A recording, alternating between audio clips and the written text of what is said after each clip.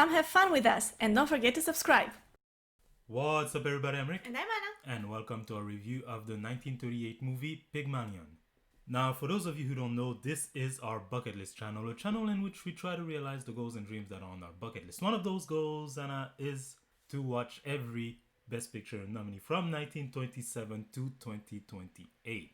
That is a lot of movies, Anna. That is a very long list of movies. Yes, as of now, we've watched 95 of those movies, the latest of which is the movie we're talking about today, Pygmalion. Released on October 6th, 1938, Pygmalion is a Pascal film production movie based on the 1913 George Bernard Shaw play of the same name.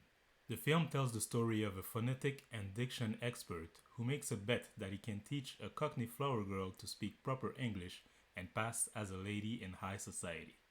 So, Anna, what did you think of Pygmalion? Did you enjoy the movie? I thought it had an interesting premise, but I feel like the ending especially let me down a lot. And also the story throughout I felt had some flaws here and there that like made me raise an eyebrow and be like, really? Really? Is that how it goes? Oh, interesting. Yeah. I was actually very entertained by this movie. I will admit that the ending, it's a bit disappointing character-wise for our main character, the girl. But I'm curious to hear, what are those flaws that you're speaking of? I felt like the professor's motivations were not really that strong or not clear to me. I mean, to me, and I said it as a joke while we were watching, but it's kind of half true, right? Is that, rich people are bored, right? Because yeah, that's true. They make this bet. It just like takes a life of his own. He spends all of his days, even nights, teaching this girl. Of course, throughout the movie, you understand that they establish a connection between the two of them. But at first, I feel like it's just because it's interesting, right? That's why he's just also the rest of his days he spends walking in the street, writing about people's accent and what they say, or whenever someone rings at his door, he's like, oh, let them in. There might be someone with an interesting accent. I feel like he's just bored and curious, you know? Yeah, but I feel like even that you don't really, I don't know, like his attitude towards her and towards his project is not even that much scientific interest for a professor. It feels more like he's just doing this for fun. And so I feel like his motivation for that reason is not strong enough. Like he's not a professor like who wants to see if he can actually make it. Like there is a scientific basis in it. Like if she learns how to pronounce things correctly and how to use proper grammar and all of that, then she can pass as like a high society. Like, I don't know, he's definitely in it for fun. Yeah, it's just, and that's what I'm saying. Like it's not strong enough for me. The result of it, like what comes out of it, this experiment in itself is very interesting. But then it also begs the question, really, is it enough for a girl to speak proper English for her to be able to pass as a high society lady? Yeah, so I mean, the first time he presents her to like his mom, and he realized that, okay, she has the diction down, but the things that she's saying make no sense. Like it's are the things that a common girl like her would say, right? Right, but just with proper grammar and good diction. And it made me think right away, yeah, of course, because high society people, it's years of, you know, learning about different subjects, learning about the world, learning about politics, and it's also their life experiences. Like, what is she gonna talk about if not the things that happened to her? And what happened to her was not what happened at last week's prom, ball, whatever thing, exactly. You know? And so knowledge in terms of, you know, knowledge of how high society people live their life, but also knowledge in general, right? Cultural stuff, the music, the politics, the things that high society people would talk together about, like the theater or the opera. And they experience together, like it's not just something you learn from books. Yeah, she doesn't have all of these. But through another round of training, he seems to get her there. And at the ball, at the soirée for the excellency, yes, the ambassador. Yeah, she does fool everyone into even thinking that she's a princess. Yeah, that she might be a princess. It's a big jump. Princess. Yeah. It's a big jump, but I think it's for the movie, right? It's funny. It's Hollywood. I suppose. Yeah. I mean, it's entertaining. It's not Hollywood. It's a UK movie. But yeah, but I think it's entertaining. But then again, the ending comes and like, I feel to me it drops everything to the floor, because the rest up until that point, up until the end, it felt like, okay, it's just for entertainment. It's just like, it's fun. It's quirky, you know, something different. But then at the end, you have this character, this newly found character in the shape of this like new high society lady. But she also, through that, discovers her inner voice, you know? Like she realizes that she deserves to be treated better. The way Higgins was treating her, yeah. Yeah, and the professor, even though he trained her to become this beautiful, elegant lady, still treats her like a street girl, like a flower girl from the streets. And but to be fair, as he says, I would treat a duchess the same way I treat a flower girl. And he's made it very clear throughout the movie. He's very rude to everybody. That's also something that to me was a big flaw, because I get that you want this character who's like, I am high society, but I don't respect these like facade rules, even though he knows them very well, but he doesn't respect them like deliberately. I feel like it's a bit taken to the extreme. You know, it's not really believable. You think? I enjoy his character. I think he like just doesn't care. I thought his character was interesting. That makes sense. Yeah, but it's not really believable to me. Yeah. I feel like he took it a bit too far on certain occasions. I think he makes sense. I think he was believable. Like, he doesn't, throw rocks at the Duchess or anything. It's just that he speaks his mind to everyone, regardless of... Yeah, but there's a difference between, like, just, being direct and not, like, sugarcoating things. Even to the point where if you want to be mean when you feel like it's necessary, and calling a person it or this thing. That's what he calls her. Yeah. Numerous times. Like, that's too much, But yeah, and then coming back to the end, you have this situation in which she discovers her voice. She realizes that she deserves to be treated better, whatever she might be, even when she was a flower girl or now that she knows how to act like a lady. And then she leaves. And then she comes back. Yeah. I mean, we've seen this in, numerous movies that we've watched through this goal, right? Like, it seems like the character has an arc, and then mainly female characters, right? They have an arc where they, like, get split apart from the main male character and find their own voices and their own independence, but then go back to the main character. Or even in terms of the love story here, which I'm going to say, in my opinion, kind of comes out of left field. I could have understood if they said, oh, there's a connection, right? We've been all these months together, and so we're just used to each other, but that she would love him and he would love her. It felt like they didn't develop that enough. Yeah. It reminds me of one of the movies we watched, right? With the singer who teaches the girl, and the he's opera like, girl. yeah, the only rule is that... you can't fall in love with me. But they do, and I didn't understand then either, because the only thing he kept doing is scream at her and treat her like crap. Right. And it's the same here, right? And here I feel like I understand it even less, because at least there they did show the character slowly falling in love, or the girl slowly falling in love with her teacher. But here they didn't even show that throughout the movie. I didn't see it. I saw it at the end. At the end. At the very end. When it's time for her so sudden. to leave, and she's sad about it because she loves him. Right? Yeah. And also for his character, I feel like there was supposed to be an arc there, because at some point, also towards the very end, before she comes back, he sits in the recording room, and one of the recordings starts playing of him like talking mean to her, and he seems to be sad that he treated her that way or something like this. That's how I interpreted it.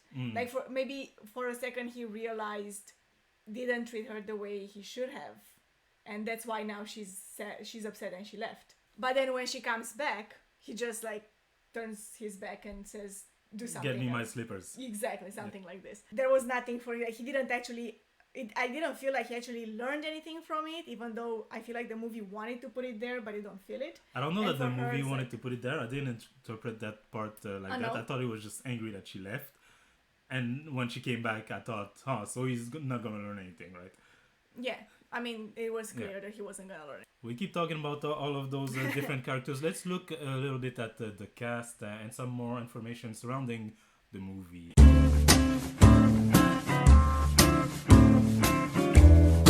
First, I said at the beginning that this was based on a play, right? And so the producer, Gabriel Pascal, wished to create a set of film based on Shaw's work. Shaw's was the writer of the play, beginning with Pygmalion. And he went to Shaw personally to get the permission to do so. And Shaw didn't want to because of previous low-quality film adaptation of his work. And Pascal managed to convince him on the condition that he would have personal supervision over the adaptation. So Shaw was actually very involved in the making of this movie based on his play. Okay. The movie itself was directed by Anthony Asquith and Leslie Howard. Leslie Howard, who is also the main character, Oh. Professor Henry Higgins. And we will remember him, of course, from Smiling Through and Romeo and Juliet. As said that Shaw was very involved in the making of the movie, he also had various ideas for the cast. He actually wanted Charles Laughton to play the role of Higgins instead of Howard. What did you think of his performance? I actually was very impressed with his performance. I thought that he played his character really well. He really understood it. Like you said, the high society gentleman who doesn't want to respect the high society rules. And also, I felt like his interaction with the people around him were very interesting because while he was treating everyone in the same manner, you could feel like slight differences. Like with some people, he was being rude or mean, but more subtly. Yeah. And I feel like that adds elegance to his character. I thought he was definitely the highlight of the movie. He was enjoyable to watch throughout, mainly because of the way he treats people, right? And Yes. the way he talks to people, and the character, the actor plays that very well throughout the whole movie. Playing against him, the main female role is Wendy Hiller as Eliza Doolittle. Wendy Hiller was chosen by Shaw personally to play the role after she had appeared on a previous stage production of Pygmalion. So she played the same role back then? Yeah. Okay, I see. One funny tidbit is, the scene in which Eliza accidentally swallows a marble while practicing, with Higgins. This scene did not appear in the original play. But during rehearsal of that same scene, Wendy Hiller made a face and then spat out the marble she had in her mouth and said, "Leslie, I swallowed one." To which Leslie answered, "Never mind, there are plenty more." And so they wrote that scene exactly as is in the movie. That actually happened? Okay, Yeah. wow, that was really funny. But yeah, what about Hiller's performance? I feel like while she had a very interesting character, her performance was not as good as her counterpart. I felt like her street girl, flower girl, like poor girl character was not as convincing as the lady that she becomes at the end of the movie. It's hard to tell, right? Because, she plays this cockney girl, there's the accent, there's the mannerism, and I'm not familiar with any of them to Right. be able to say, like, oh, is this, how it's supposed to be in real life? But I did feel like a little bit like that part, she played less well than the later part when she's a lady. She seemed more at ease then. And rounding the cast, we have Scott Sutherland as Colonel George Pickering, Wilfrid Lawson as Alfred Doolittle, the father, and Mary Laure as Mrs. Higgins. But really, this is a movie of the two main characters. Yeah, it's right? mainly the two of them and everyone else just appears here and there Yeah. in a scene or two. But I want to say Laure as Mrs. Higgins, Mm-hmm. I thought was very, very good. Yeah. I thought that was her role. Like almost 100%, I would Yeah. say. She was very likable too, and Yeah. so was the Colonel Yeah. throughout the movie. Movie was well received and received 4 nominations at the 1938 Academy Award. Let's hear them. So, of course, Outstanding Production or Best Picture, Best Actor for Leslie Howard, Best Actress for Wendy Hiller, and Best Screenplay for George Bernard Shaw, Ian Dalrymple, Cecil Lewis, and W.P. Lipscomb, based on the play by Shaw, and they won for Best Screenplay. Something interesting about that Oscar is that Shaw's house where he lived became a museum after his death, and apparently his Oscar was so damaged or dirty that the curator of the museum didn't know its worth and was using it as a doorstop. Really? Oh my gosh. Yeah. That's sad. That's so sad. The screenplay was later adapted into the 1956 musical My Fair Lady, which was then made into a 1964 movie of the same name. That's the same story? Mm-hmm. I've heard of this movie. I wanted to watch it for so long. I didn't know. I guess this is kind of a spoiler for You've just watched it. for the movie. Yeah. Oh, that's interesting. So, is there anything else you'd like to touch on about the movie that we haven't talked about before we move on to the ranking? Yeah, I guess maybe it wasn't necessarily the goal of this movie, but I feel like this is a missed opportunity to showcase more the class difference. I feel like it would have been like it would have made the movie so much more. I feel like it would have made for like a very engaging story. You know, Yeah. much more engaging story to showcase this difference more. Not even like not necessarily make it into a drama or something you know, too heavy, but just to put in some elements, even in a like Did slightly you comedic touch way. I it feel like slightly? For example, like Alfred Doolittle, you know, who goes up right into a right. middle class man. He comes back all dressed up and Yeah. talks about the fact that now he has money, but also just throughout the different characters we have, right? Doolittle's character, the daughter, at first is just a street girl. Now lives with Higgins, who's kind of, you know, rich, like an intellectual kind of class, but still Yeah. not comparable to when they go to the To the to the ball, soiree yeah. with like all these people wearing tiaras and Yeah, all ambassadors the girls and wearing like jewels yeah, and stuff. supposed princess, right?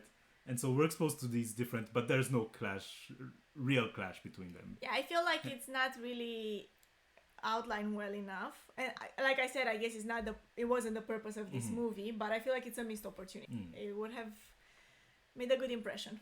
So would you recommend this movie? I don't think so. No, it didn't impress me that much. Oh wow, Overall. I'm surprised. I would recommend it. You would? Okay. Yeah, I think I have a very different opinion of this film than you do. I enjoyed it. I would recommend it. So let's see where that leads us when With we the do ranking. our ranking. Yeah.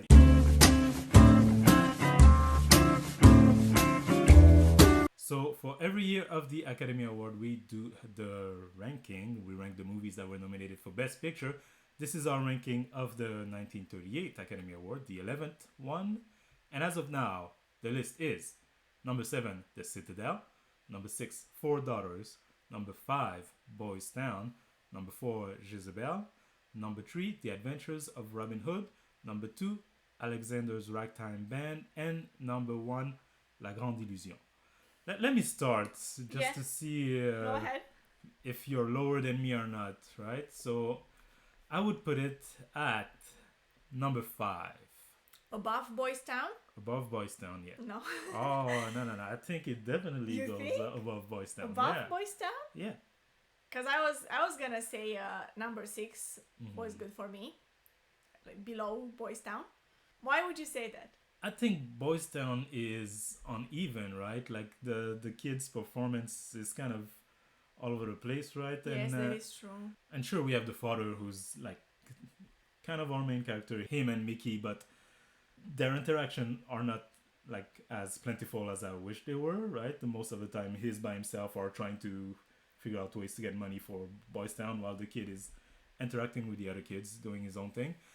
I don't know, I feel like Boys Town kind of had, you were talking about missed opportunities to dig deeper into what's happening with these kids, right? If you remember Dead End, for example, had a similar premise with kids that were kind of left to their own devices, and what does that mean and what's become of people like that. We don't really see that in Boys Town that much, right? It's more of like a It's kids' adventure. it's more of a kid's adventure with a movie. backdrop of we were on the street before. I'll take it. I'll accept your. I don't really have a lot of counter arguments, but now that you mentioned all of these things, I think I tend to agree with you. Okay, so let's see what our new list is. Meaning at number 8 we have The Citadel, number 7 Four Daughters, number 6 Boys Town, number 5 Pygmalion, number 4 Jezebel, number 3 The Adventures of Robin Hood, number 2 Alexander's Ragtime Band, and number 1 La Grande Illusion. So that is it for our review of the 1938 movie Pygmalion. If you enjoyed this review or if you've seen the movie yourself, I invite you to comment in the comment section below. Subscribe to this channel if you're not subscribed already.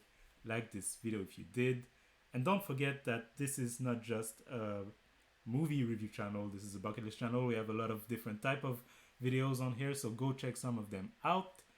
And if you yourself have a goal or a dream that you'd like to realize, just like this girl who wanted to be a lady. She didn't even want to be a lady. They pushed it on her.